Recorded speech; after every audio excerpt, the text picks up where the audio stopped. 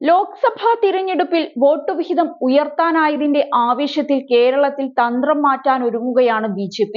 സത്യം പറഞ്ഞാൽ ഒരു സീറ്റ് നേടിയത് ബി.ജെ.പിയെ അഹങ്കാരികളാക്കിയിരിക്കുകയാണെന്ന് സാരം.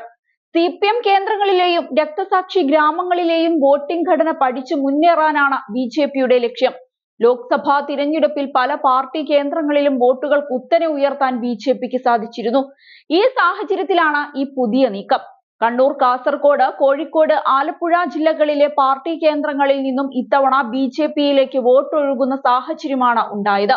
കണ്ണൂർ ലോക്സഭാ മണ്ഡലത്തിൽ ധർമ്മടം, തളിപ്പറമ്പ്, അഴീക്കോട്, മട്ടന്നൂർ തുടങ്ങി CPMന്റെ ശക്തി കേന്ദ്രങ്ങളിലെല്ലാം തന്നെ ബി.ജെ.പി വോട്ട് വർദ്ധിപ്പിച്ചു.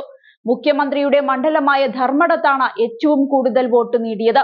CPM സംസ്ഥാന സെക്രട്ടറി MP ഗോവിന്ദന്റെ മണ്ഡലമായ തളിപ്പറമ്പിൽ 8047 വോട്ടുകൾ അധികമായി നേടാനായി.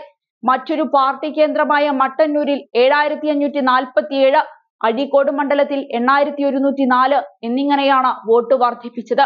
ഇവിടങ്ങളിലെല്ലാം CPM വോട്ടൊഴുകിയെന്ന് തന്നെയാണ് ബി.ജെ.പി വിലയിരുത്തൽ. ബി.ജെ.പി ഇത്തവണ ഞെട്ടിച്ച പ്രകടനം കാഴ്ചവെച്ച മണ്ഡലം ആലപ്പുഴയായിരുന്നു.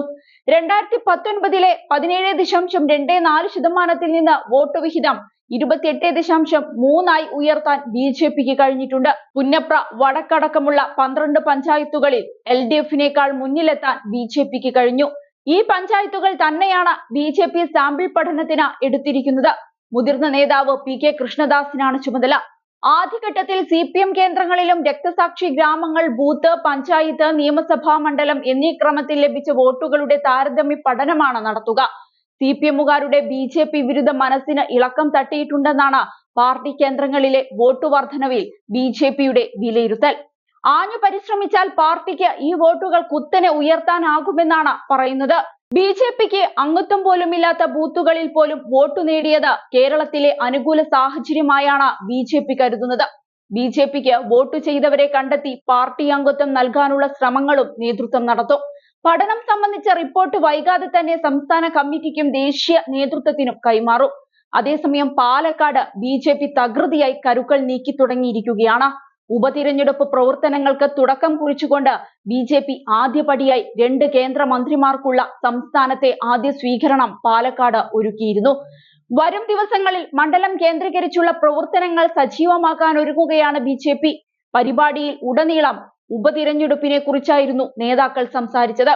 അടുത്ത തൃശൂർ പൂരം ബി.ജെ.പി എംപിയോടൊപ്പം ആഘോഷിക്കാനുള്ള തീരുമാനം തൃശൂർക്കാർ എടുത്തതുപോലെ അടുത്ത കൽപ്പാത്തി രഥോത്സവം ബി.ജെ.പിയോടൊപ്പം ആഘോഷിക്കാനുള്ള തീരുമാനം പാലക്കാട് മണ്ഡലത്തിലെ ജനങ്ങൾ എടുക്കണമെന്ന് ബി.ജെ.പി സംസ്ഥാന അധ്യക്ഷൻ പരിപാടിയിൽ പറയുന്നുണ്ട്. ലോക്സഭാ തിരഞ്ഞെടുപ്പിൽ തൃശൂരിലെ വിജയത്തിലൂടെയുണ്ടായത് മിനി വെടിക്കെട്ടാണ്. അടുത്ത വെടിക്കെട്ട് പാലക്കാട്ടെ ഉപതിരഞ്ഞെടുപ്പിലുണ്ടാകും. ലോക്സഭാ തിരഞ്ഞെടുപ്പിന്റെ ഊർജം ഉൾക്കൊണ്ട് പ്രവർത്തിച്ചാൽ പാലക്കാട്ട് താമര വിരിയുമെന്നായിരുന്നു PK കൃഷ്ണദാസിന്റെ പ്രതികരണം. തൃശൂരിലെ വിജയം ആവേശമാക്കി പ്രവർത്തിച്ചാൽ പാലക്കാടും പിടിക്കാനാകുമെന്ന പ്രതീക്ഷയിലാണ് നേതൃത്വം. ബി.ജെ.പി രണ്ടാമത് നിൽക്കുന്ന മണ്ഡലത്തിൽ ശക്തനായ നേതാവിറങ്ങിയാൽ മണ്ഡലം കൂടെ പോരുമെന്ന് നേതൃത്വം കരുതുന്നുണ്ട്. മണ്ഡലത്തിൽ ശോഭാ സുരേന്ദ്രൻ മത്സരിക്കട്ടെ എന്നാണ് ഒരു വിഭാഗം ഉയർത്തുന്ന ആവശ്യം.